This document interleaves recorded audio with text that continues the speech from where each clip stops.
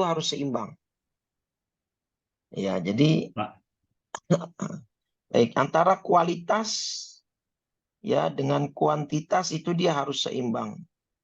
Maka apa namanya? Betul ada orang yang mengatakan oh yang nggak perlu banyak, yang penting kualitasnya. Ya itu hanya separuh betul. Tetapi juga Islam mengajarkan kita untuk memperbanyak amal kan. Buktinya saja dalilnya Nabi sholat sampai kakinya pecah bengkak gitu kan. Hatta tafattar rijlahu. Ini menandakan bahwa sholat Nabi banyak. Sholat Nabi lama gitu. Artinya kuantitas juga diperhitungkan. Makanya di sini yang diperhatikan Allah itu ininya dua indikatornya.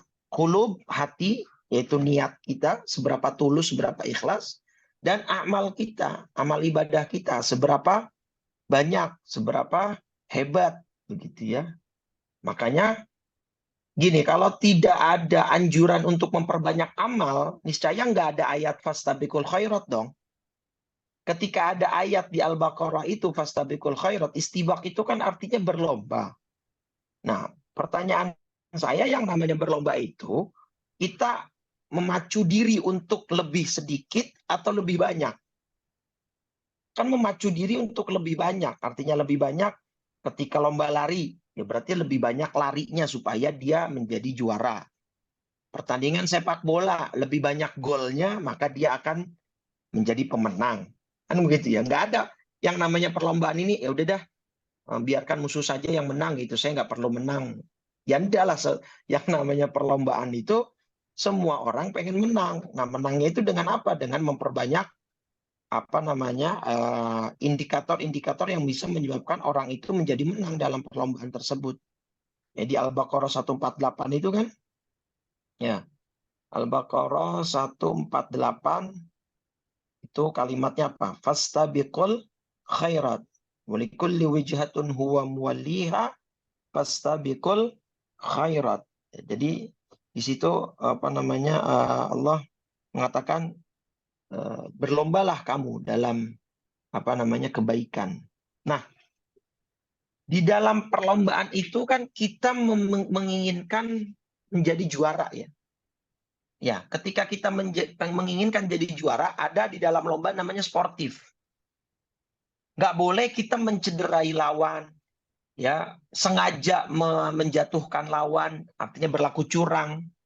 Nah, dalam Islam pun berlaku hal demikian. Maka ada istilah apa? Hasad. Ya, ada ghibthah, Pak. Ya, ini mohon maaf kalau agak jelek karena saya oret-oretnya pakai jari nih, nggak pakai pensilnya. Hasad itu iri, gitu ya. Ghibthah itu cemburu, Pak. Nah, ada beda nggak iri dengan cemburu? Kalau iri kan konotasinya negatif. Nah, maka dalam pertandingan sepak bola atau pertandingan perlombaan lain misalnya, itu kan ada yang namanya fair play, sportivitas.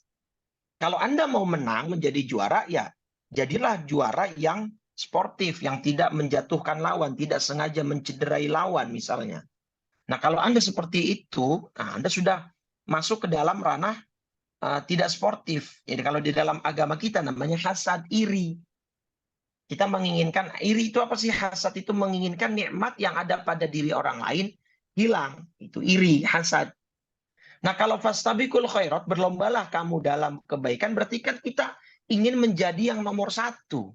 Yang namanya perlombaan itu ingin jadi juara. Kita ingin menjadi yang paling banyak ibadah kita. Menjadi yang paling ikhlas dalam beramal. Nah, maka ada istilahnya ghibthah. Nah, ghibthah ini diperbolehkan. Cemburu. Ya, misalkan kita lomba, waduh kok dia nih yang juara satu, nah maka saya harus mengejar. Nah, kita kan cemburu kepada dia yang juara satu, karena kita ingin seperti dia, tetapi tidak melakukan hal-hal yang dilarang. Artinya kita tetap fair play, tetap sportif, tidak melakukan hasad atau iri gitu ya. Nah, kita tidak melakukan iri, hasad, dengki, tapi kita melakukannya ghibthah, cemburu gitu. Nah, dengan adanya kecemburuan inilah, dengan melihat orang lain beribadah lebih banyak dari kita, kita akan terpacu gitu.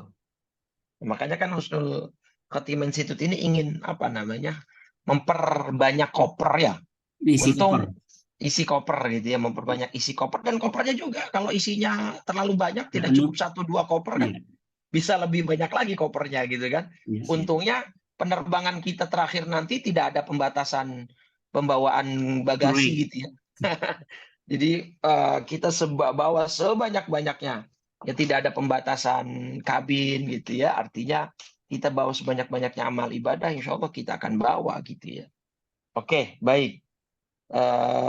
Saya kira ini cukup dulu. Jadi seperti itu ya, apa namanya, penjelasannya. Nah, oke, jadi begitu. Allah tidak tidak menilai seberapa banyak harta kita, seberapa tampan kita, seberapa cantik kita. Maka ketika dalam membalas amal ibadah, Allah hanya melihat seberapa ikhlas hati kita, qulub ya, dan seberapa banyak amal kita. Makanya ada hadis apa? Innamal a'malu binniyat. Niat itu kan adanya di hati, nggak ada orang yang tahu. Kan gitu ya. Nggak ada orang yang paham. Pokoknya niat itu di dalam hati, seberapa tulus Anda dalam berniat. Hadis itu kan kalau dilanjutkan apa? Faman kanat hijratuhu ilallahi wa rasulih. Fa hijratuhu ilallahi wa rasulih. Ya barang siapa yang hijrahnya karena Allah, maka dia dapat pahala besar dari Allah. Faman kanat hijratuha lidunya yusibuha aw imra'atin yankihuha fa hijratuhu ma hajara ilaih. Tapi yang hijrahnya niatnya gitu ya, karena bisnis, karena perdagangan yang ingin dia dapatkan keuntungan darinya, kemudian karena perempuan cantik yang akan dia nikahi nanti, maka dia hanya mendapatkan niat seperti mendapatkan ganjaran seperti apa yang diniatkan. Kan hadis itu kan muncul gara-gara Nabi itu mendengar kabar, tersiar kabar ya, ada beberapa sahabat yang niat ibadah, niat hijrahnya itu bukan karena Allah, bukan karena ingin menyelamatkan agama, tapi karena tadi, karena ada yang pengen bisnis nanti di Yathrib, atau yang sekarang setelahnya dikenal dengan Madinah, ada yang ingin menikahi perempuan cantik di sana, gitu ya. Nah, jadi niat itu begitu penting. Ya, nah, niat itu di mana bersemayamnya di dalam hati kita. Nah, maka dari hadis tadi kita bisa melihat Allah akan menilai memberikan ganjaran atau menilai amal seseorang sehingga kemudian memberikan ganjaran kan dari niatnya, dari hatinya berarti. Sesuai dengan hadis tadi juga ya. Ngomong-ngomong masalah masalah hijrah ya, sedikit ini kan sudah tahun baru Islam ya, 1445 Hijriah. Kita sudah tanggal 6 Muharram saat ini. Maka nanti hari Kamis kita puasa Tasu'a, di hari Jumat tanggal 10 Muharram kita puasa Asyura. Itu hadisnya sahih di dalam riwayat Imam Muslim. Siapa yang puasa Asyura akan dihapus 1 tahun ya, puasa dosa yang lalu dihapus 1 tahun. Ya. Nah itu hadisnya kan Nabi masuk ke kota Madinah melihat apa? Melihat orang-orang Yahudi itu berpuasa Asyura. Ditanya, kenapa kalian puasa di tanggal ini? Hada yaumun najallahu Musa min Fir'aun. Ini hari di mana Allah menyelamatkan Nabi Musa dari kejaran Fir'aun. Terus kata Nabi, nahnu ahaqqu bi Musa minkum. Loh kalau begitu, yang lebih berhak puasa itu saya dan umat saya, kami.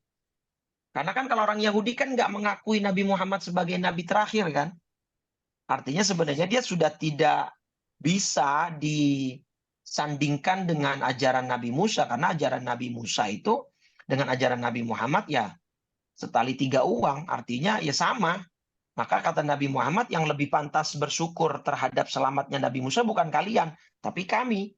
Maka Nabi Muhammad puasa di tanggal 10 Muharram.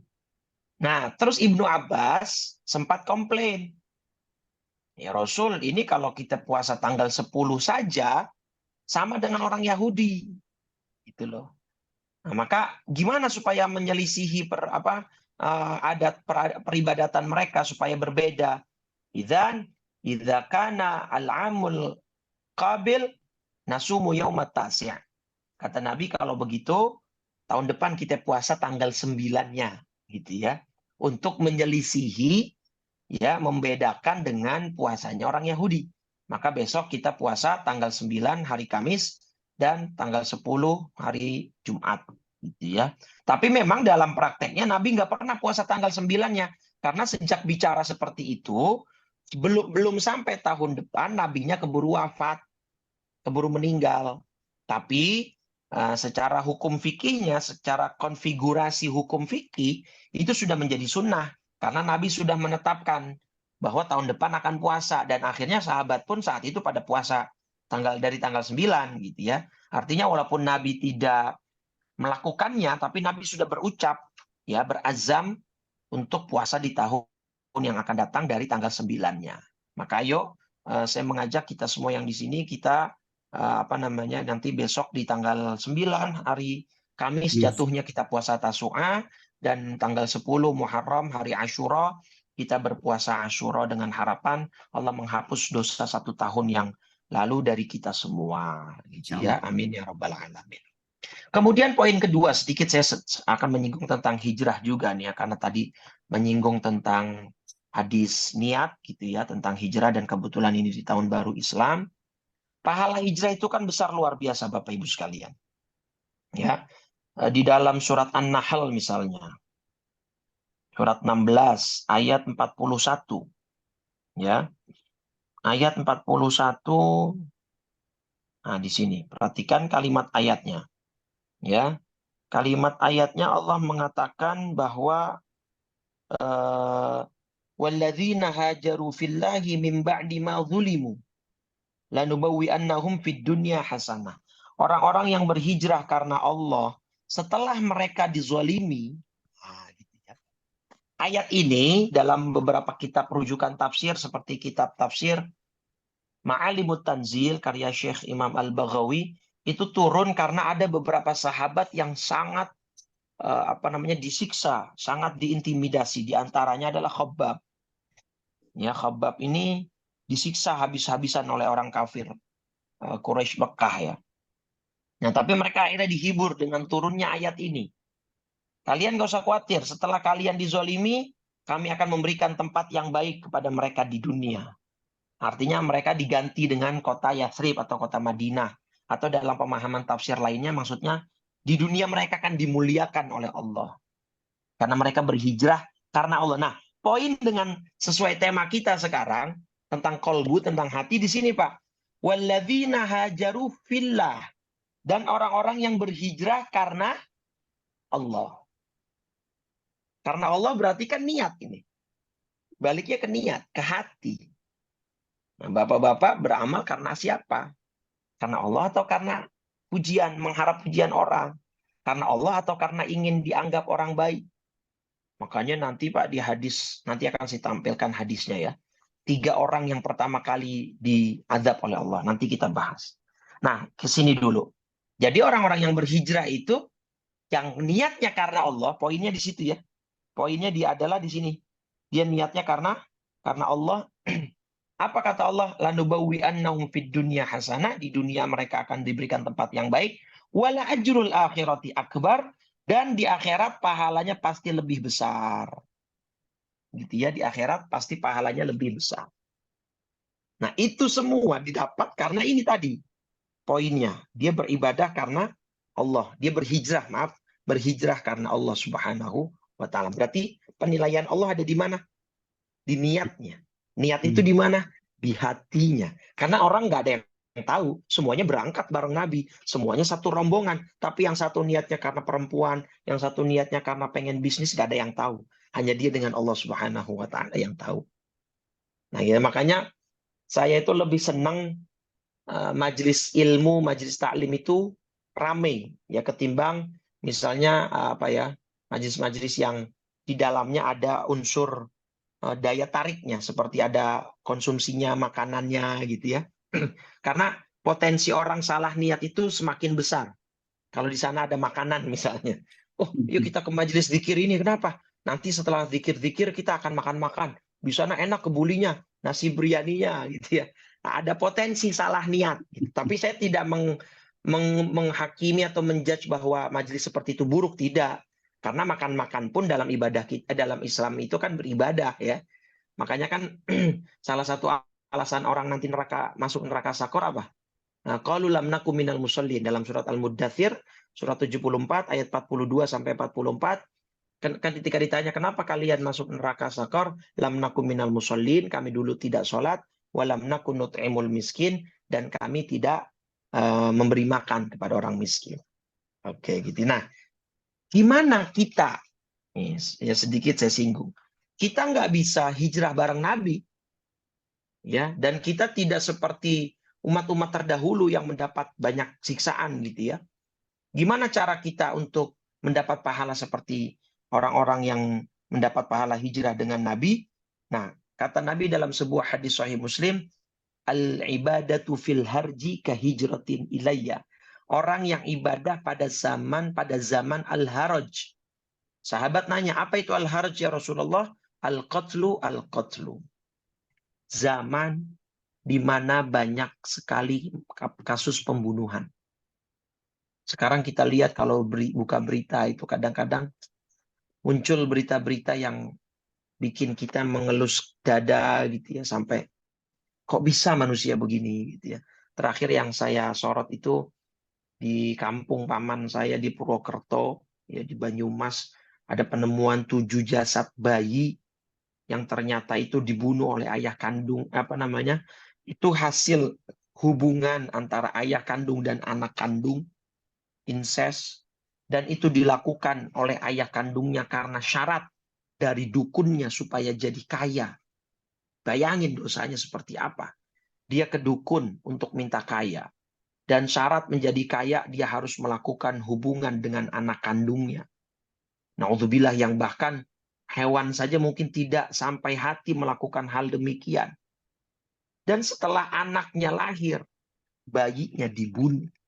Na'udzubillah. Semoga Allah selamatkan kita, anak-anak kita, keluarga kita dari fitnah akhir zaman. Nah, di zaman seperti itu namanya kata Nabi al-harju. Ya, al-haraju. Jadi bahasa hadisnya itu kalimatnya seperti ini. Al-ibadatu fil harji. Ya, fil harji. Al-haraju. Harji. Jadi ibadah fil harji, ya di zaman apa al-harji? Yaitu zaman banyaknya al-qatlu, pembunuhan-pembunuhan. Gitu ya, banyaknya pembunuhan. Nah, ini ketika kita ibadah di zaman seperti ini, itu pahalanya kahijrotin ilayya, kata Nabi. Ya, apa artinya? Seperti orang yang hijrah bersamaku atau kepadaku. Nah, jadi pahalanya kita ibadah di zaman banyaknya pembunuhan itu seperti mendapat pahala hijrah. Yang tadi di surat An-Nahl, surat 16 ayat 41, apa pahalanya? Di dunia diberikan tempat yang baik oleh Allah, dimuliakan, dan mendapat pahala yang besar di akhirat nanti. Itu ya. Nah, baik, salah satu langkah konkret kita ya beribadah di zaman Al-Haraj seperti ini, besok tanggal 9 kita puasa Tasu'a, tanggal 10 kita puasa Asyura. Dan niatkan juga untuk menghidupkan sunnah Nabi, biar pahalanya tambah banyak gitu ya. Oke, kita lanjut dengan tema kita. Sebuah ayat yang menjadi poros pembahasan kita pagi ini tentang mengelola hati ya. Makanya kan Pak Agim itu program unggulannya apa? Manajemen kalbu. Oh ya, manajemen kalbu. Karena memang sepenting itu ya. Nah, surat 6, surat Al-An'am ayat 120, Allah berfirman, Bismillahirrahmanirrahim, wa dharu dhahiral ithmi wa batinah. Innal ladzina yaksibunal ithma sayujzauna bima kanu yaqtarifun. Wa dharu, di sini ada fi'il amr, perintah. Ya, tinggalkan oleh kalian, perintah dari Allah. Dhahiral ithmi, dosa yang zohir. Isim dosa ya. Zohir ya jelas yang nampak ya. Dosa yang nampak, yang kelihatan. Wabatinah, dan dosa yang tak nampak, artinya yang batin. Innalladzina yaksibunal ithma sayujzauna bima kanu yaktarifun. Sesungguhnya orang-orang yang yang melakukan dosa, sayujzauna, akan dibalas mereka bima kanu yaktarifun, dengan sesuai apa yang mereka lakukan. Nah, dari sini saya mencoba membuat dua bagan. Bapak Ibu bisa lihat di dua bagan yang terlihat nampak di layar ya. Oke. Jadi gini, yang namanya syariat itu kan, ya takwa itu kan, ya kita sudah sempat bahas waktu itu. Jadi yang namanya syariat atau takwa, ya syariat atau takwa itu kan dua ya, ininya unsur pentingnya, yaitu perintah, ijtinabun nawahi, ya apa imtithalul awamir, menjalankan perintah, dan ijtinabun nawahi, meninggalkan larangan. Oke. Nah, ini dua nih. Ini adalah dua unsur penting dalam agama kita, perintah dan larangan. Nah, tapi saya melihat fenomena orang banyak yang kemudian terjebak pada siklus formalitas. Saya menyebutnya siklus formalitas. Dia sholat, puasa, gitu ya. Kemudian haji mungkin yang kemarin baru saja beberapa juta muslim melaksanakan ibadah haji gitu.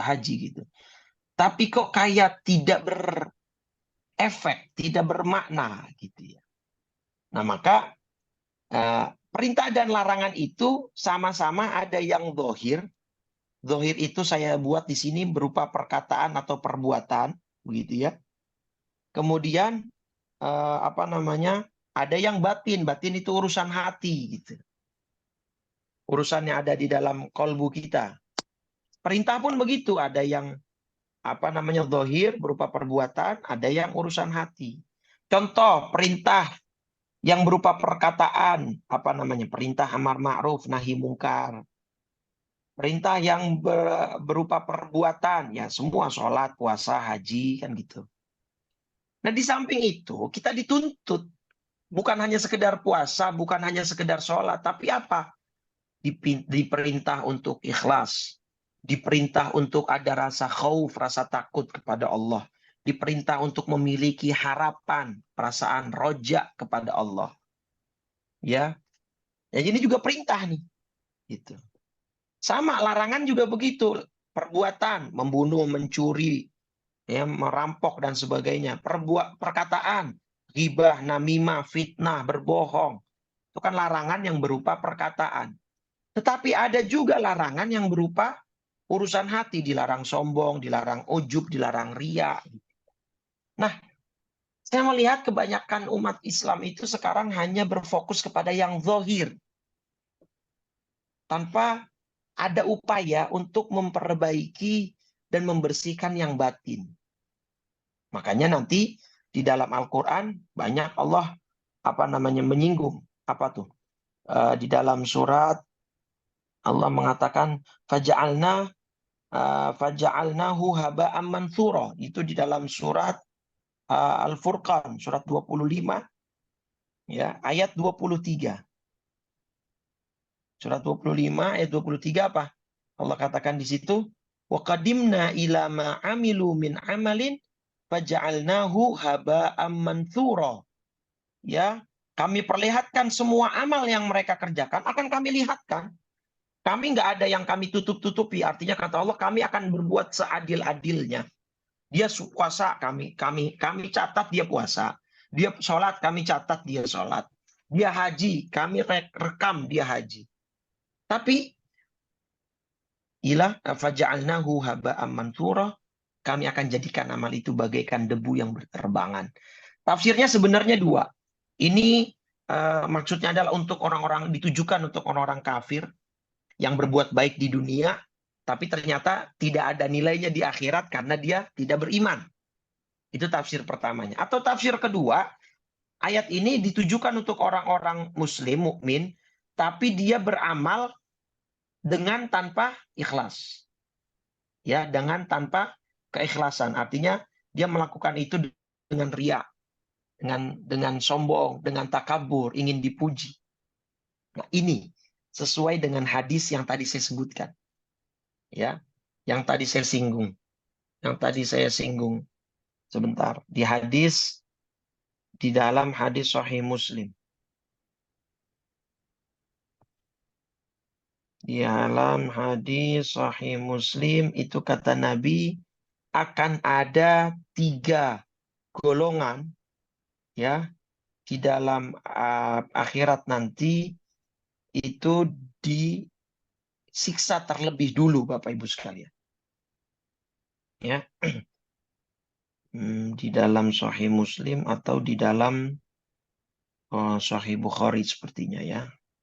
Saya agak lupa sedikit sebentar. Nah, ini sebagai penanda dan ini apa ya, sebagai pengingat kita untuk kemudian beribadah jangan hanya fokus kepada apa? Kepada yang zahir saja, tetapi kita juga diminta yang batin. Saya tidak ketemu ya.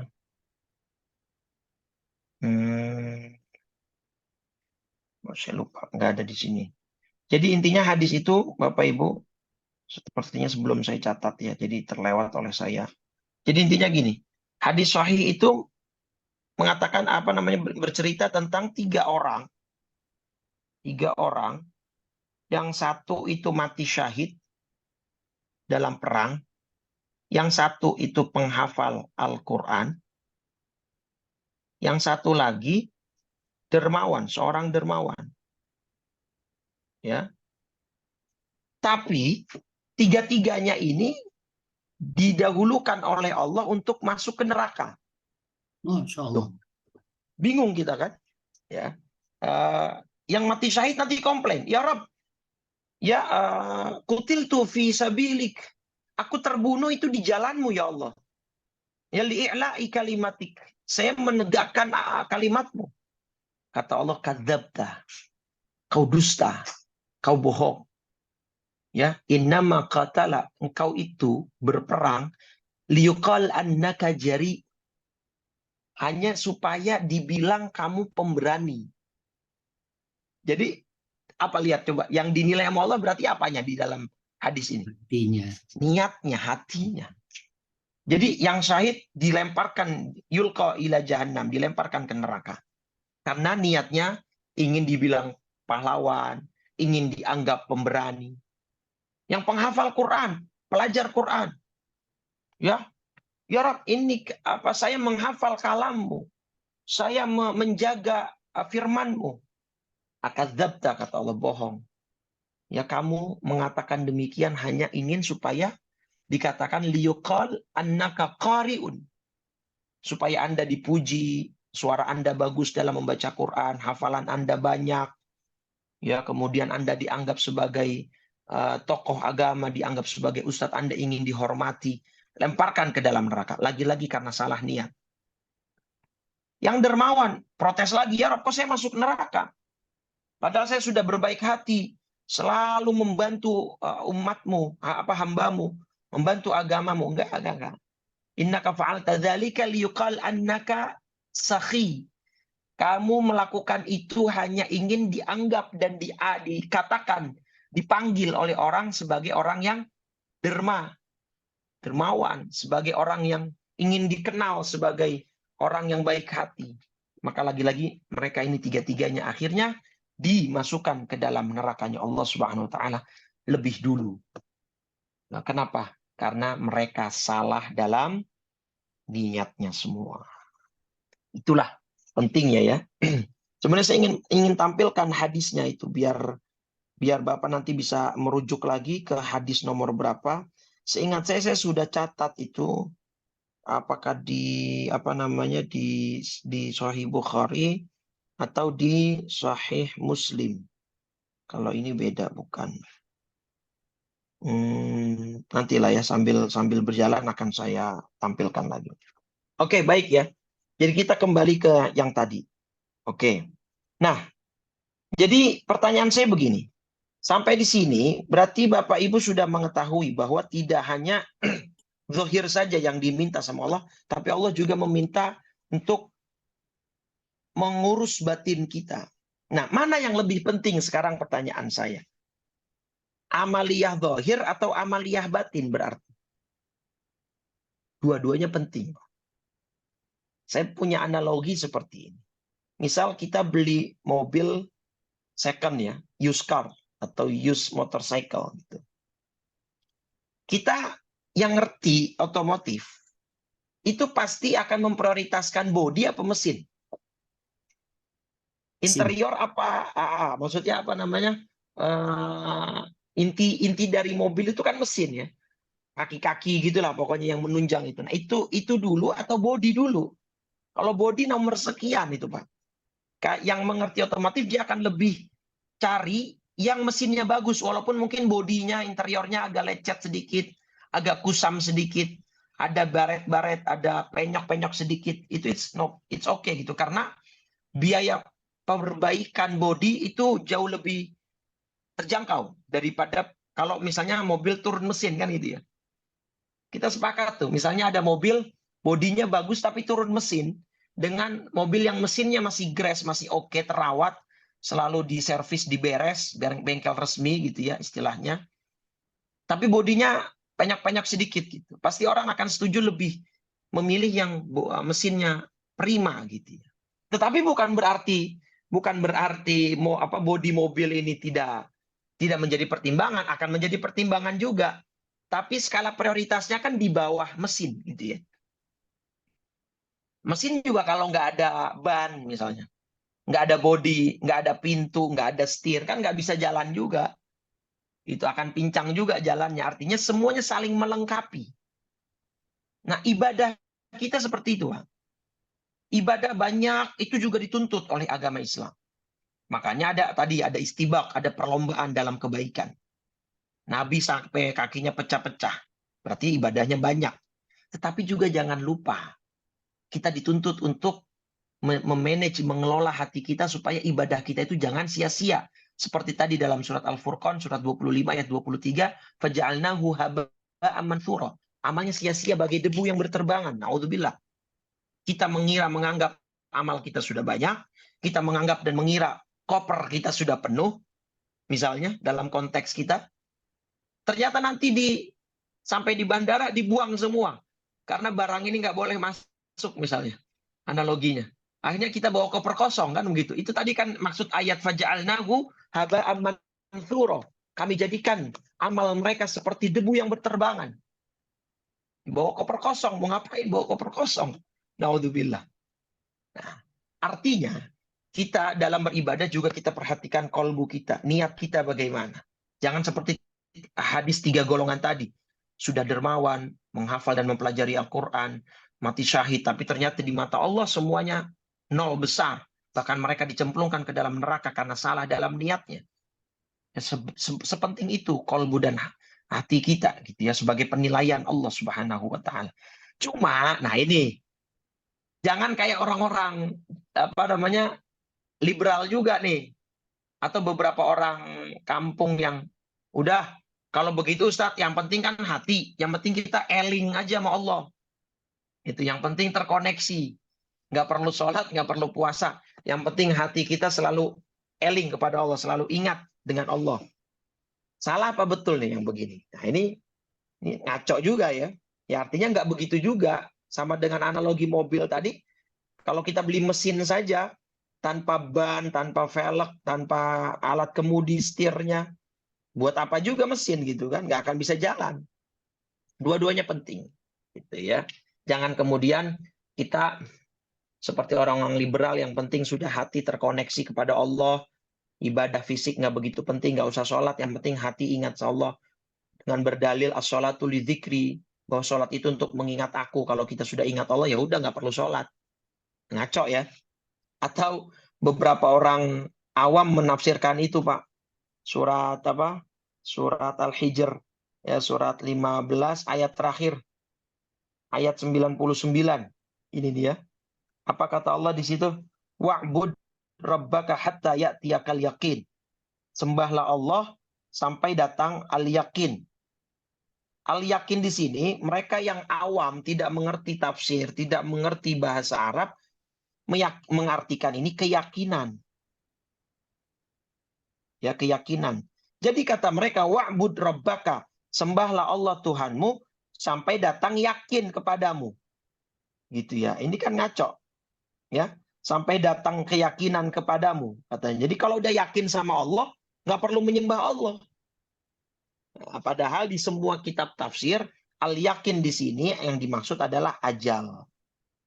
Ya, ajal, kematian. Kenapa kematian disamakan oleh Allah dengan keyakinan? Karena semua makhluk yang bernyawa yakin pasti suatu saat akan mengalami yang namanya ajal atau kematian itu sendiri. Itu ya. Jangan seperti mereka. Mereka itu yang apa namanya? Yang mengatakan demikian. Jadi kita berusaha mengimbangi, ya, mengimbangi mana apa namanya yang kemudian ibadah yang masih kurang di dalam niat kita. Makanya kan dalam salah satu 7 golongan yang dapat naungan di padang mahsyar, masih ingat hadisnya? Salah satu 7 golongan itu apa? Siapa? Alladzi yunfiq biyaminihi walam ta'lam shimaluhu. Yaitu orang-orang yang berinfak dengan tangan kanan tanpa diketahui tangan kiri. Nah, itu kan lebih selamat tuh dari tersusupnya niat dan hati kita dari sifat riya.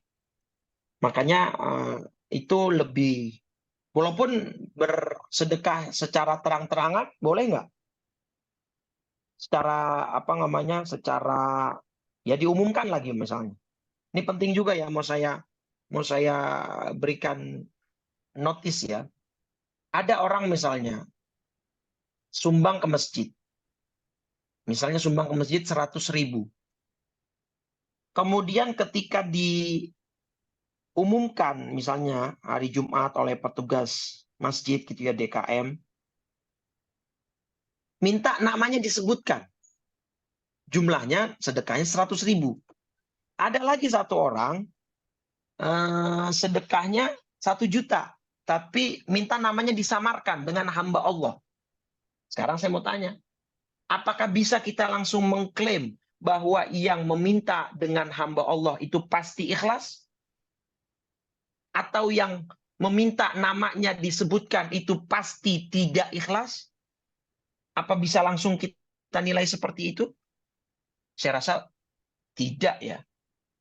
Boleh jadi niatnya yang namanya ingin disebut itu ingin memacu atau memancing orang-orang supaya nih, saya nih tukang sayur itu saja bisa sedekah 100.000. Masa kalian yang gajinya sudah 2 digit misalnya, itu masa kalian yang direktur, kalian yang apa namanya misalnya manajer, kalian nggak mau bersedekah? Mungkin ada terselip niat seperti itu, atau ingin menyindir menantunya, misalnya menantunya uangnya banyak tapi pelit gitu kan.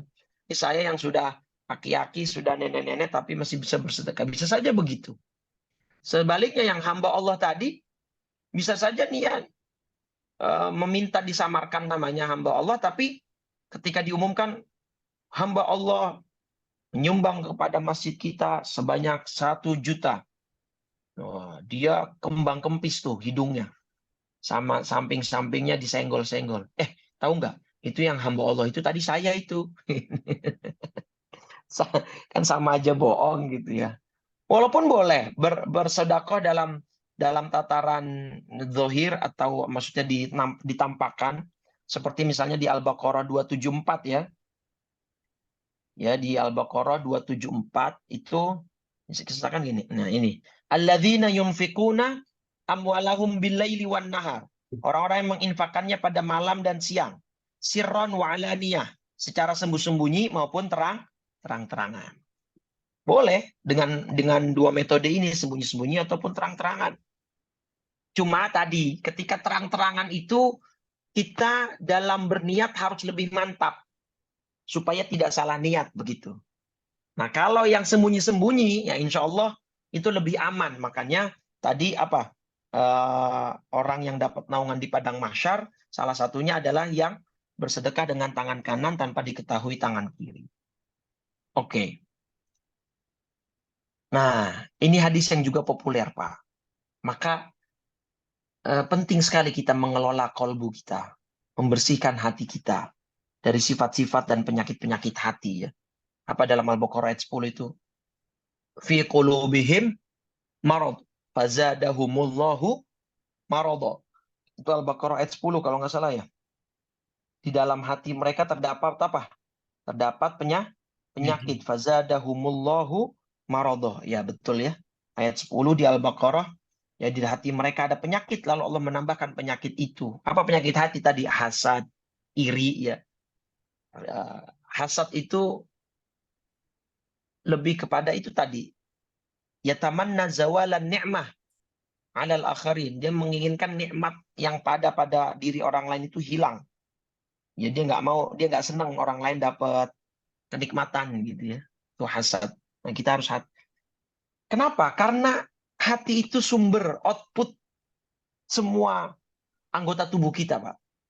Dalam hadis sahih Bukhari Muslim ini, ya, Nabi mengatakan apa? Ala inna fil jasadi mudghah. Tahuilah di dalam jasad itu ada segumpal daging. Ya, idza fasadat idza salahat kalau segumpal daging itu baik, maka baik pula seluruh jasadnya. Kalau dia rusak, rusak pula seluruh jasadnya. Ketahuilah bahwa ia adalah hati. Hati di sini maksudnya al-qalbu ya. Karena kalau kita nanti masuk lagi dalam pembahasan tasawuf yang lebih dalam, ulama nanti beda pendapat. Al-qalbu itu yang dimaksud dalam organ manusia itu apa? Apa hati, apa jantung, apa pikiran, akal, mana yang disebut al-qalbu?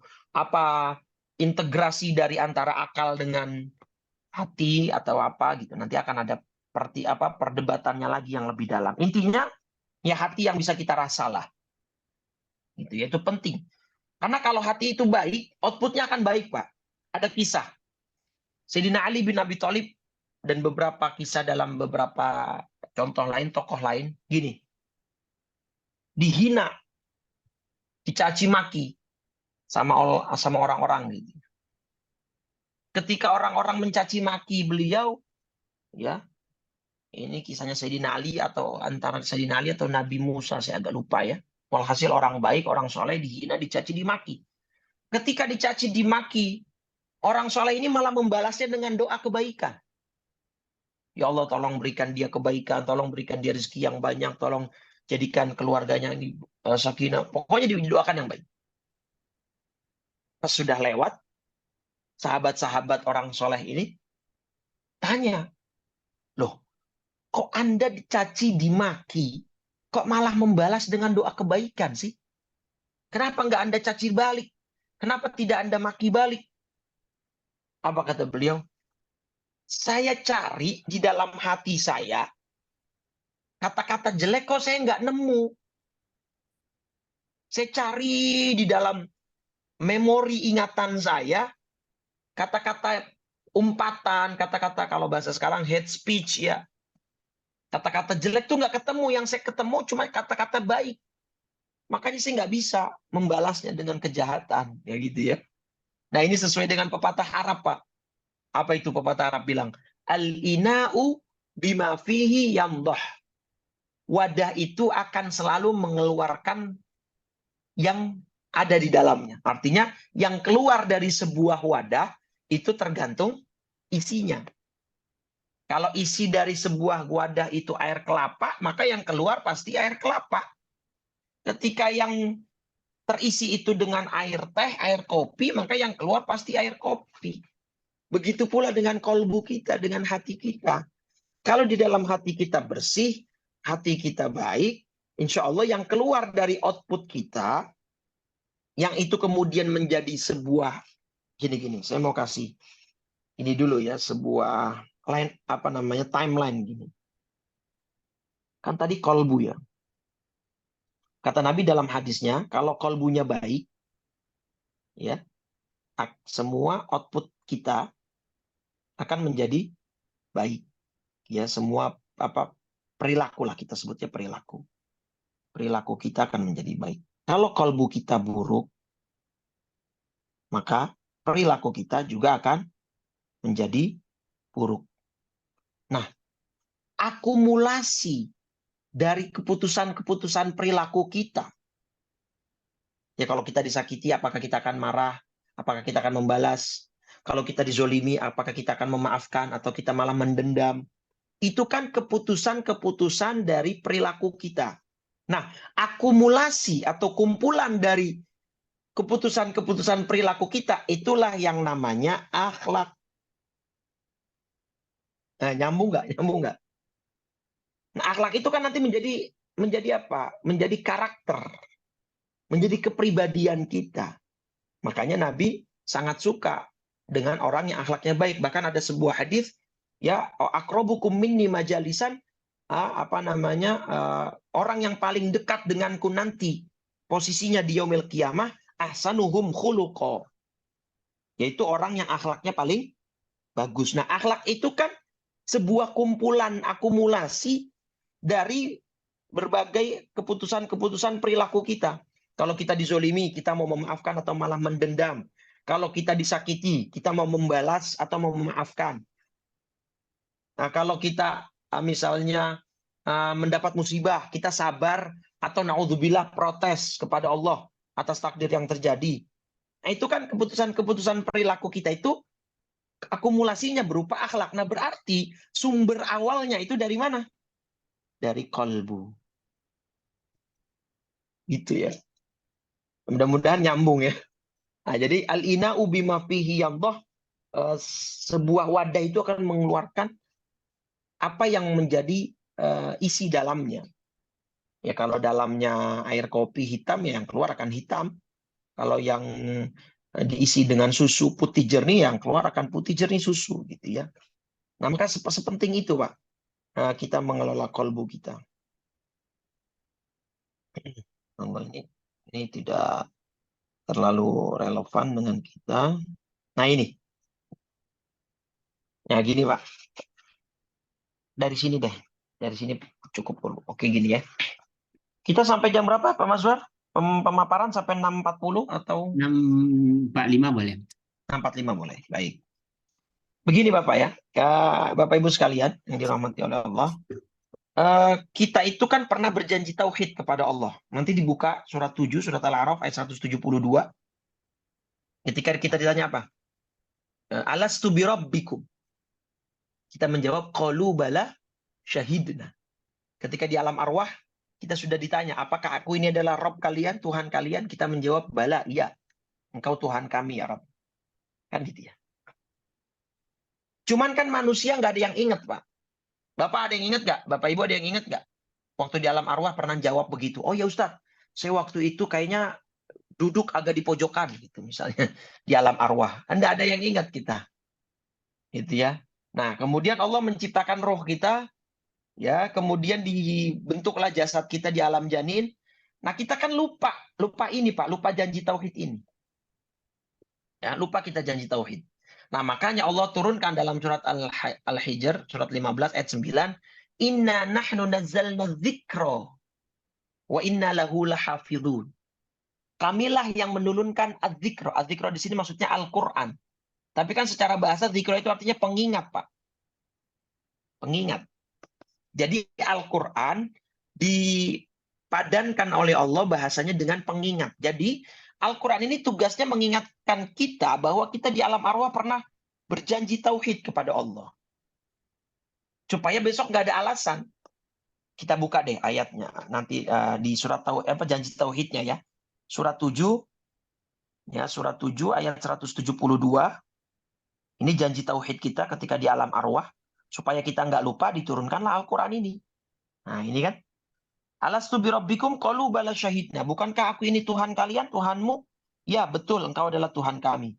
Kami bersaksi. Gitu ya. Ya, kami bersaksi bahwa kami lakukan yang demikian itu agar di hari kiamat, nah ini. Ya, antakulu yaumal kiamati inna kunna an hadza ghafilun, supaya di hari kiamat kamu tidak beralasan. Alasannya apa? Dengan mengatakan sungguh kami lengah terhadap ini. Ya Rabb, saya lupa. Kami tuh nggak ingat di alam arwah pernah berjanji gitu kan. Nggak bisa ada kata lupa. Udah diturunin Qur'annya supaya ngingetin Anda bahwa kita semua pernah bersaksi di alam arwah, kita pernah menyatakan Allah sebagai Rabb. Gitu. Makanya Al-Qur'annya turun ya sebagai pengingat. Nah, makanya bahasanya apa? Az-dzikra, inna nahnu nazzalna dzikra, bukan inna nahnu nazzalna al-Qur'an, tapi inna nahnu nazzalna dzikra. Oke. Sudah Qur'annya diturunkan, nabinya diutus. Ya, nabinya diutus. Apa nabi fungsinya? Mudzakir, surat Al-Ghasyiyah, surat 88. Ya, surat Al-Ghasyiyah, surat 88 ayat 21. Innama anta mudzakir, lasta alaihim bimusaitir. Ya, terusan ayatnya. Artinya Nabi sebagai mudzakir, pemberi peringatan. Jadi nanti di akhirat, orang-orang kafir itu nggak bisa beralasan lagi, nggak bisa mengelak, nggak bisa berkelit, mengatakan bahwa ya Rob, nggak ada Rasul yang datang kepada kami. Udah datang, enak aja. Kami nggak ingat ya Rob, bahwa kami pernah menyatakan diri bahwa engkau adalah Tuhan kami. Quran udah turun. Jadi udah nggak ada alasan lagi. Nah, lahirlah kita sebagai manusia, nanti ada yang menepati janji tauhid itu, ada yang mengingkari janji tauhid itu. Yang menepati janji tauhid mana? Ini tadi yang surat Al-A'raf ayat 172. Kita buka surat Ar-Ra'd ya, surat 13 ayat 20. Kita lihat nih kalimatnya. Nih. Alladzina yufuna bi ahdillahi wa la yanqudunal mitsaq. Yaitu orang-orang yang memenuhi janji Allah dan tidak melanggar perjanjian. Perjanjian apa ini tadi? Perjanjian tauhid. Yang ada di surat Al-A'raf ayat 172. Orang-orang yang memenuhi janji Allah itu dan tidak melanggar perjanjian itu akan dapat apa? Di ayat 24-nya. Apa ayat 24-nya Allah katakan? Salamun alaikum bima sabartum fa ni'ma uqbaddar. Bapak Ibu semua yang bergabung di Majelis Taklim Husnul Khotimah Institute besok akan mendapatkan salam ini dari para malaikat. Yang dari Allah, salam sejahtera atas kesabaranmu di dunia. Maka alangkah nikmatnya tempat kesudahan itu. Maksudnya adalah surga. Tapi ayat 25-nya, walladzina yanquduna ahdallahi min ba'di mitsaqih. Orang-orang yang melanggar janji Allah setelah diikrarkan. Kapan diikrarkan? Tadi di alam arwah. Kita nggak ada yang ingat, tapi turun Al-Quran. Kita ada yang lupa, turun diutusnya Nabi Rasul sebagai pemberi peringatan. Dan wa yaqta'una, apa mereka dapat? Ulaika lahumul la'nah wa lahum su'ud dar.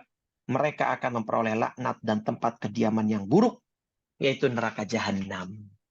Nah, ini maksudnya orang-orang kafir yang merusak janji Allah, padahal mereka sudah mengikrarkannya ketika di alam arwah. Oke. Nah, sebagai closing di sini, Pak.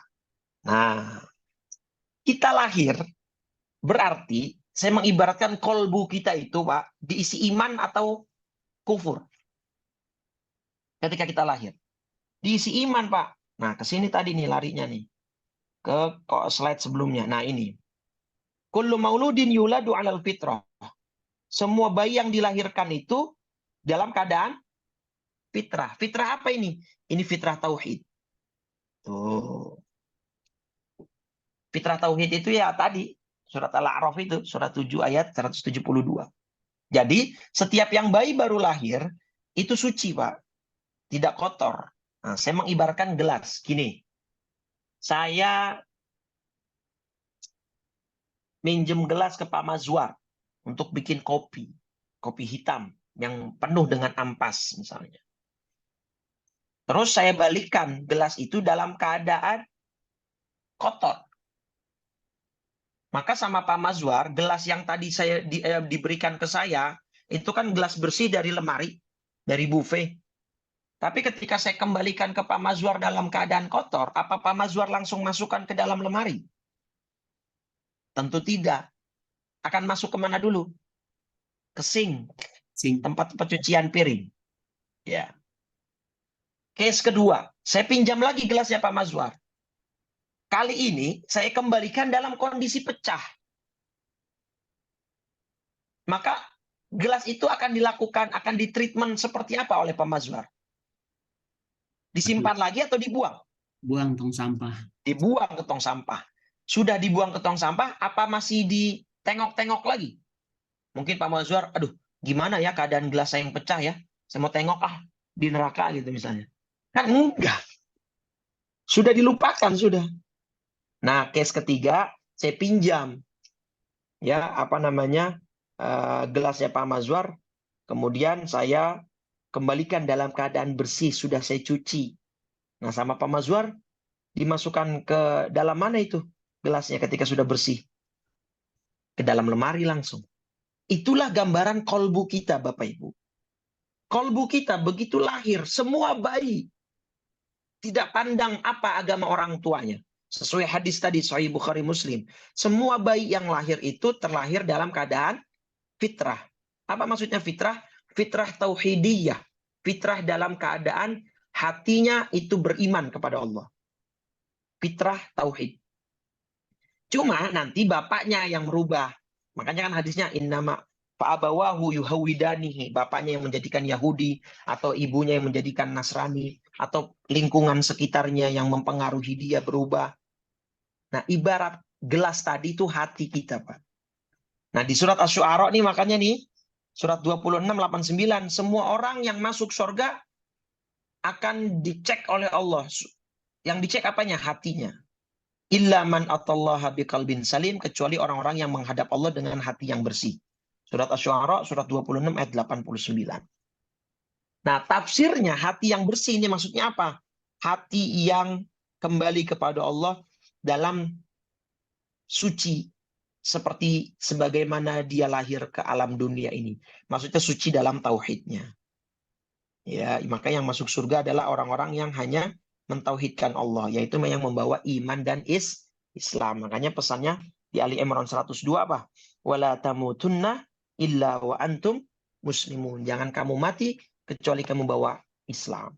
Yang membawa iman. Itu di kolbu. Artinya hati yang bersih inilah yang memiliki, yang dipenuhi dengan keimanan kepada Allah, tanpa adanya penyakit hati, nggak ada penyakit ria, sombong. Bahkan ria itu kata Nabi apa? Inna akhwafa ma inna akhwafa ma akhafu ala ummati asyirkul asghar. Ria kata Nabi itu syirik kecil, Pak. Syirik kecil. Ria itu kan penyakit hati ya. Ingin dapat pengakuan. Kenapa ria? Sudut pandangnya apa? Point of view-nya seperti apa? Kok ria dikatakan syirik? Syirik itu apa, Pak? Mendua. Kenapa orang yang ria itu dikatakan syirik kecil?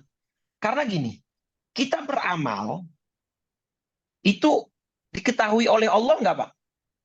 Allah tahu nggak amal kita? Allah lihat nggak amal kita? Allah mendengar nggak apa yang kita ucapkan? Allah menyaksikan nggak apa yang kita perbuat? Tentu kita yakin menjawab iya. Allah menyaksikan semua yang kita perbuat. Kalau kita berbuat amal, sudah yakin Allah itu menyaksikan, Allah itu menilai, Allah itu melihat, maha mendengar. Kenapa kita masih butuh pengakuan dari manusia? Maka orang yang ria itu seakan-akan perilakunya berbicara, saya nggak cukup dengan pengakuan dari Allah. Saya nggak cukup dengan kesaksian dari Allah. Saya butuh kesaksian dari manusia. Nah inilah makanya syirik, riya dikatakan syirik kecil. Karena dia menduakan Allah dalam hal dia merasa belum cukup kesaksian dari Allah. Dia butuh kesaksian dari manusia untuk ya eksistensi amal ibadah yang sudah dia lakukan. Nah makanya ikhlas itu begitu penting. Baik. Saya kira cukup Pak Mazwar. Baik, baik. Mudah-mudahan kita bisa mengelola hati kita semua, bisa memanage hati kita Amin. semua. Baik kita menjaga iman kita di dalam kolbu kita dan menjaga hati kita dari berbagai macam penyakit hati yang mungkin menghinggapi diri kita semua. Amin. Ya Rabbal Alamin. Amin, amin. Baik, Bapak Ibu sekalian, alhamdulillah kita dapat pencerahan yang luar biasa, tapi kekhawatiran makin meningkat ini apakah kita masuk surga, kita udah beramal apa ikhlas lama kita begitu.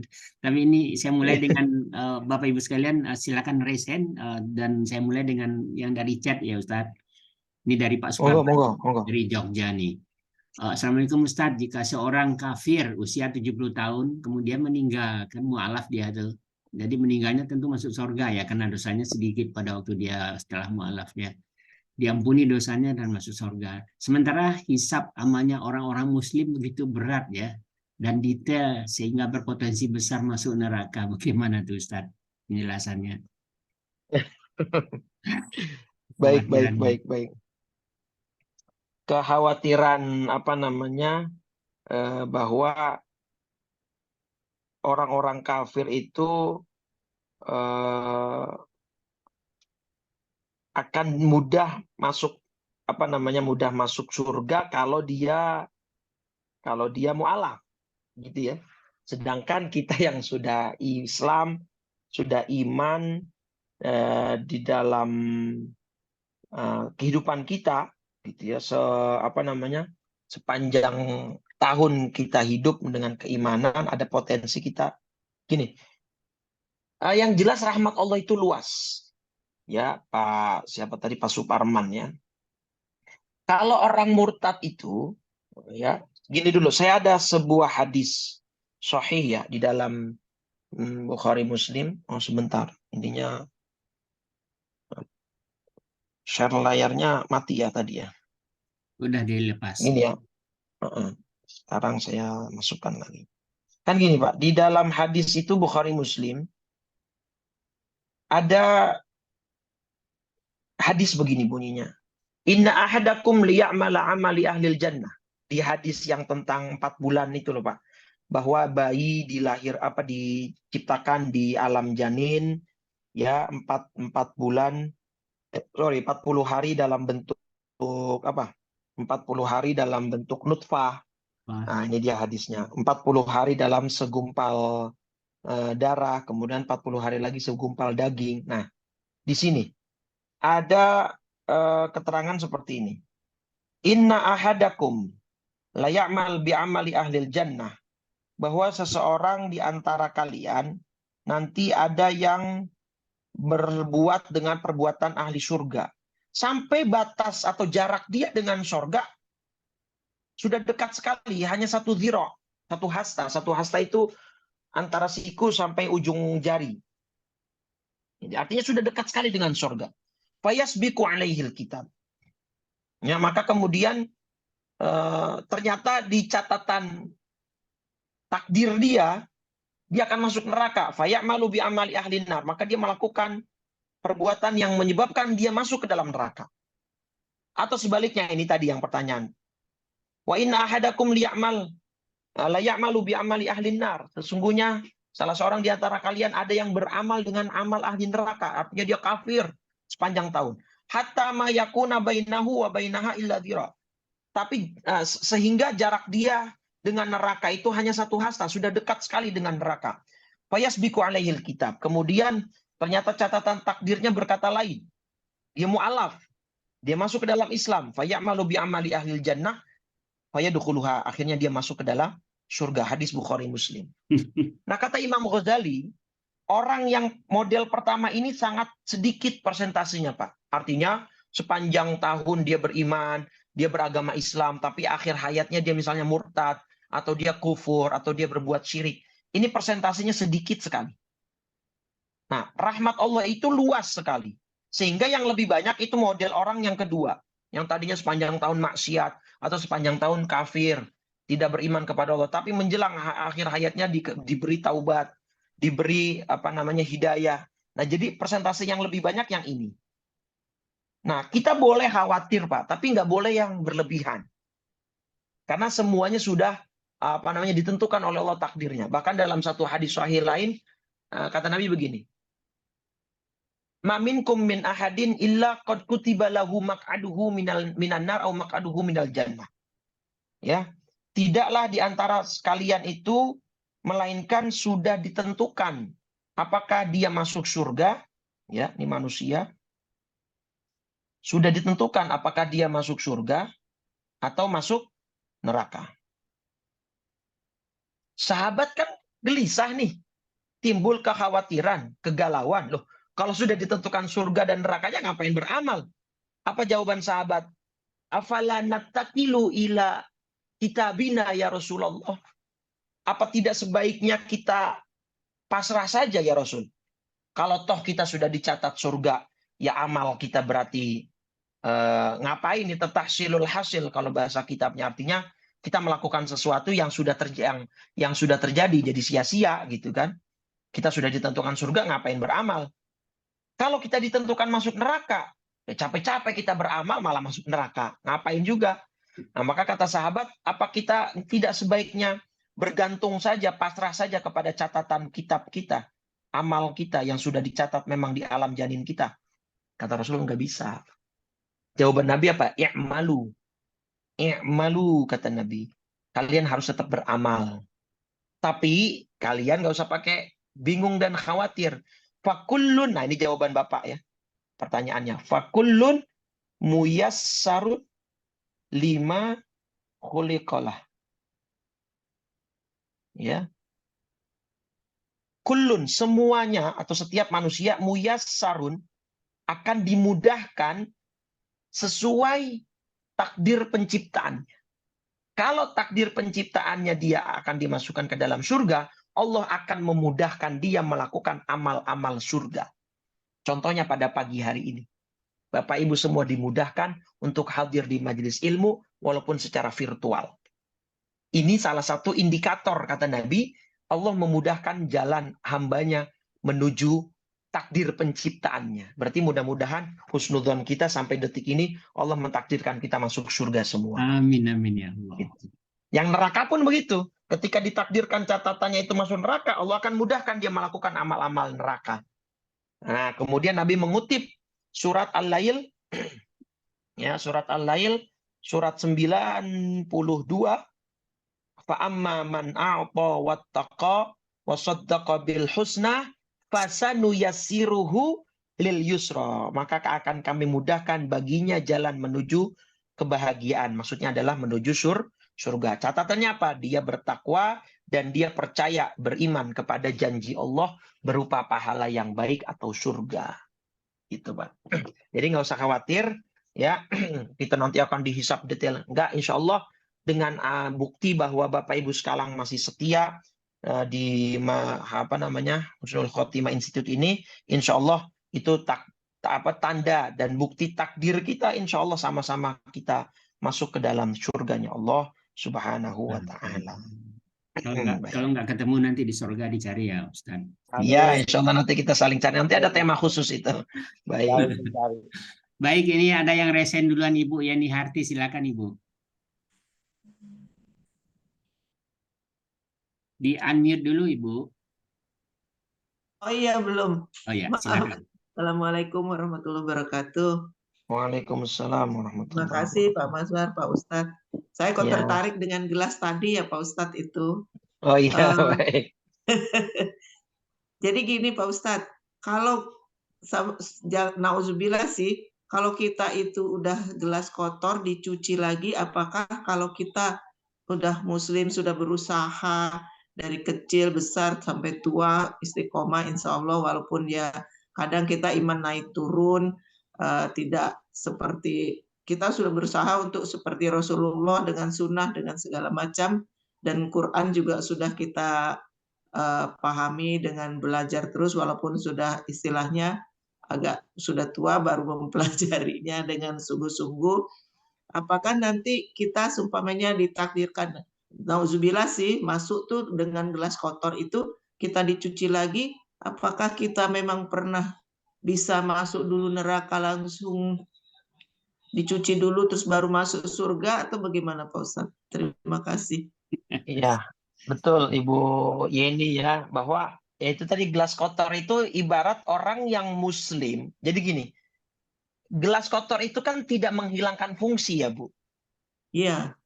Maka gelasnya masih bisa dipakai. Cuma perlu dibersihkan. Nah, itu gambaran bagi orang yang meninggal dunia, dia bawa iman, dia bawa Islam, tapi dosanya masih terlalu banyak. Maka gimana? Ya dicuci dulu di dalam neraka. Dibersihkan dulu dosanya, sampai nanti pada saatnya mereka akan masuk ke dalam surga. Dan semua orang yang punya iman, walaupun imannya itu kecil, kebaikannya sedikit, itu insya Allah akan masuk surga, Bu. Cuma nanti kan perbedaannya langsung direct apa transit dulu nih. Gitu kan, kita bawa koper nih buat pergi. Kita flight direct flight apa yang transit nih kita nih, gitu kan. Pertanyaannya kan situ. Nah, yang gelas kotor tidak menghilangkan fungsi, dia masih bisa dipakai gelasnya. Artinya dia masih punya iman. Makanya Ali Imran 102 pesannya apa? Wala tamutunna illa wa antum muslimun. Jangan mati kecuali bawa iman Islam. Itulah pentingnya sesuai nama pengajian kita Husnul Khotimah Institute, mintalah terus supaya wafat kita dalam Husnul Khotimah, which mean itu we bring our iman, we bring our faith. Kita bawa keyakinan kita sampai mati. Itu karena pada pahitnya, pada level yang paling parahnya, dia pasti masuk surga. Tapi tadi karena dosanya banyak, diapain? Dicuci dulu. Nah, ini gambarannya orang-orang Islam nanti yang masuk surga melalui transit neraka dulu, tetap akan dipandang iri oleh orang-orang kafir, Bu. Ini surat Al-Hijr, surat 15, bisa dilihat di layarnya. Di ayat 2, orang kafir itu iri ketika melihat orang muslim yang masuk surga, padahal tadinya sama-sama mereka di neraka. Rubama yawaddul ladzina kafaru law kanu muslimin. Jadi gambarannya orang kafir sama orang-orang Islam di neraka nih disiksa bareng. Tapi at the moment orang Islam ini diangkat dari neraka karena udah bersih, mau masuk ke lemari, dalam artian mau masuk surga. Nah, orang kafir di situ memandang pandangan iri. Waduh, kok mereka bebas ya dari siksaan neraka, kok kami tidak? Oh, ternyata karena mereka Islam. Akhirnya orang kafir itu di akhirat menyesal sekiranya dahulu mereka di dunia menjadi orang Muslim. Begitu, Bu. Jadi ya mudah-mudahan kita semua balik dalam keadaan gelas kita udah bersih. Makanya ada konsep taubat kan, Bu. Bersihin aja di gelasnya di sini. Jangan bersihin di sana. Bersihinnya di sini dengan istighfar. Dudukkan di sini ya Pak Ustadz ya, insya Allah. Iya, lebih mudah di sini bersihkannya. Dan insya Allah kalau kita udah bawa bersih, insya Allah kita langsung masuk ke surga. Udah nggak usah pakai transit Walaupun lagi. istilahnya gitu ya. Pak Ustadz gini, istilahnya kita amalnya belum, tahajudnya belum sempurna, amal zariahnya juga sedikit. Nggak usah pesimis, nggak usah pesimis. Kita tetap optimis, tetap lakukan. Ya, yang bisa kita lakukan, walaupun cuma tahajud 2 rakaat itu pun masih bolong-bolong sesekali, tidak masalah. Yang penting kita terus, kalau kata Nabi, sedidu wa qaribu. Belum layak di surga, tapi tempel takut di neraka gitu Pak Ustadz ya. Ya, Baik, itu kan doanya. Waktunya nih satu orang lagi boleh ya? Makasih Pak Ustadz, makasih Pak Mazwar. Ya, sama-sama Ibu. Satu orang lagi boleh ya Ustadz? Sebentar sebelum satu pertanyaan lagi Pak Mazwar. Ya. Iya, ini tadi hadis yang tadi ya, tentang 3 golongan yang pertama masuk neraka, ada di hadis nomor 1905 dalam Sahih Muslim ini ya. Muslim. Ini, nah makanya kan ini ya. Rajulun ustushhida, ada seorang yang mati syahid. Ketika ditanya, fama amil tafiha, qataltu fika hatta ustushhidtu, saya mati sampai mati syahid. Kata Allah, kadzabta walakinnaka qatalta li ayyuqala jari'un tadi. Kamu niat perang karena pengen dianggap pemberani. Nanti silakan dilihat sendiri di hadis Muslim, nomor hadis ini 1905. Silakan satu orang lagi. Pak Mazwar, tanya Pak Mazwar. Oh, baik, silakan Pak Bersyukur. Ya, Assalamualaikum warahmatullahi wabarakatuh. Pak Ustadz, saya itu lupa memang apakah satu membaca atau saya mendengar ceramah. Jadi gini, orang kafir yang dimasukkan dalam neraka itu dia minta kalau bisa dimatikan aja lah. Nah, begitu. Artinya supaya tidak tersiksa gitu. Terus dia bisa, dia karena akan kholidina fiha itulah. Jadi kemudian bagi orang-orang Islam yang masuk neraka itu, dia ketika masuk neraka kalau dimatikan, artinya berarti ya sudah nggak ini lagi karena mati kan, kemudian setelah bersih kemudian dihidupkan lagi. Nah ini bagaimana? Apakah seperti itu? Artinya jadi orang Islam hanya masuk neraka kemudian dia dimatikan, jadi artinya tidak merasakan azabnya. Ini betul apa bagaimana? Saya karena lupa. Apakah saya mendengar ceramah atau saya membaca? Terima kasih. Baik. Sebenarnya itu nanti jawaban detail dan lengkapnya ada tema tersendiri ya tentang potret neraka. Tapi ini saya jawab dulu. Itu ada di surat Az-Zukhruf, Bapak. Surat 43 ayat 77. Nah, di sini Allah berfirman apa? Tentang orang kafir. Orang kafir betul Pak, bukan dimatikan secara konkret, tapi mereka berharap dimatikan supaya mereka nggak merasakan azab lagi karena mereka udah nggak kuat. Jadi mereka langsung manggil malaikat Malik. Wanadau ya Malik, Mereka berseru, wahai malaikat Malik, liyaqdi alaina rabbuk. Biarlah Tuhanmu mematikan kami saja. Nah, gitu. Jadi mereka, ini permohonan mereka gitu ya. Mereka berharap mereka dimatikan karena mereka sudah nggak kuat menahan pedihnya siksa neraka. Tapi malaikat Malik nanti menjawab, innakum makithun, nggak bisa, kalian akan tetap tinggal di dalamnya. Ya artinya mereka akan terus mendapatkan siksa, Pak. Ya, apa namanya, nggak akan mati mereka, khalidina fiha abada.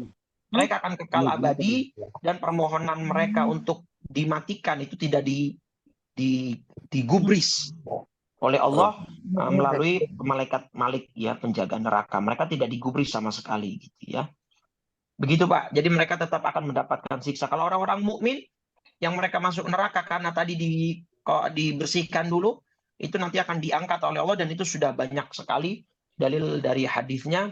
Bahkan nanti orang-orang muslim yang sudah lama di neraka itu akan masuk surga, tapi sebelum masuk surga dicemplung dulu Pak ke namanya Nahrul Hayah, sungai kehidupan. Nah, ketika mereka sudah nyemplung ke sungai kehidupan itu, mereka keluar dalam keadaan bersih lagi karena kan sudah gosong ya, sudah menjadi apa namanya, arang gitu ya. Seperti itu Pak. Wallahu a'lam bishawab. Baik. Satu lagi Pak Maswar tadi dipotong Pak Maswar. Oh ya, Sudah silakan Pak Zen. Ya boleh ya Ustadz ya, satu lagi silakan. Boleh, Pak. boleh, silakan. Terima kasih Ustadz. Ya. Singkat saja pertanyaan saya. Betapa pentingnya niat ini jangan salah karena harus ikhlas.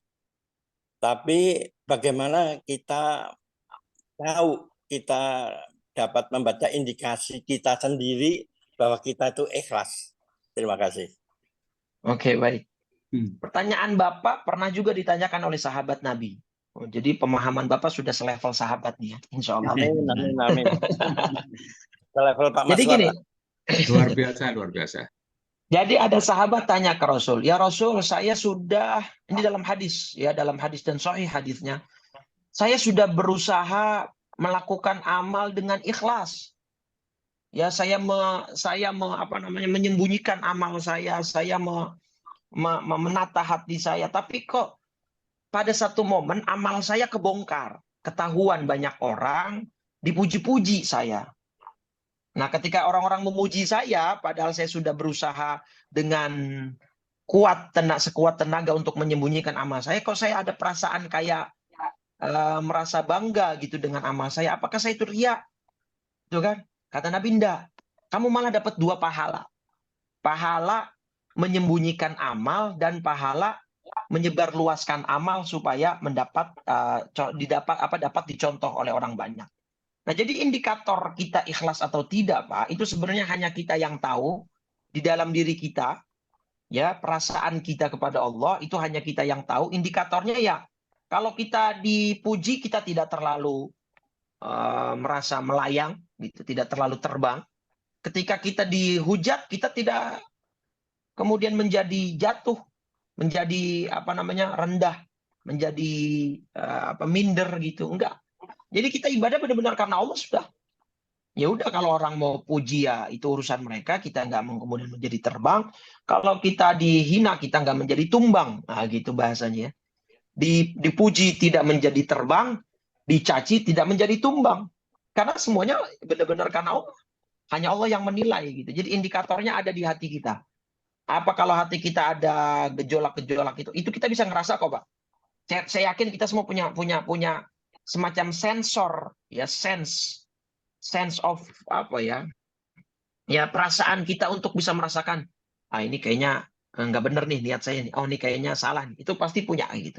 Nah, ketika sudah kita merasakan sense itu, sudah merasakan sensor seperti itu, ya kita sebaiknya cepat-cepat ya, buru-buru untuk merubah niat kita. Itu kita stop niat kita yang sekarang, kita rubah secepatnya untuk kemudian tidak masuk ke dalam golongan yang tadi seperti disebutkan dalam hadis, 3 golongan yang pertama masuk neraka karena salah dalam melakukan niat. Gitu ya. Tadi pahalanya 2 itu dari Nabi apa Ustaz? Jadi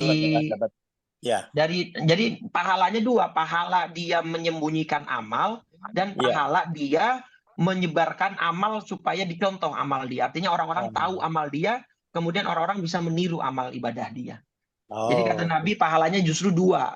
Karena dari awal dia niatnya tidak menutup. ingin mengumbar gitu, Ya. ditutup-tutupi, tapi ternyata bocor sendiri gitu Pak, tidak ada unsur kesengajaan begitu. Oke, makasih, makasih. Baik, Ya, baik Alhamdulillah, Bapak. Masya Allah, luar biasa Ustadz pagi hari ini.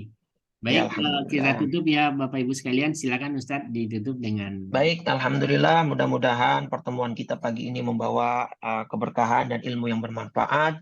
Kita amin. tutup sama-sama dengan 3 kali kalimat tauhid dengan harapan mudah-mudahan kita semua wafat dalam keadaan husnul khatimah dan Amin. kita semua mendapatkan bimbingan dari Allah Subhanahu wa taala untuk memperbaiki hati kita, memanage dan mengelola kolbu kita sehingga kita keluar dari alam dunia ini dalam keadaan kolbun salim sebagaimana tadi Allah firmankan dalam surat Asy-Syu'ara.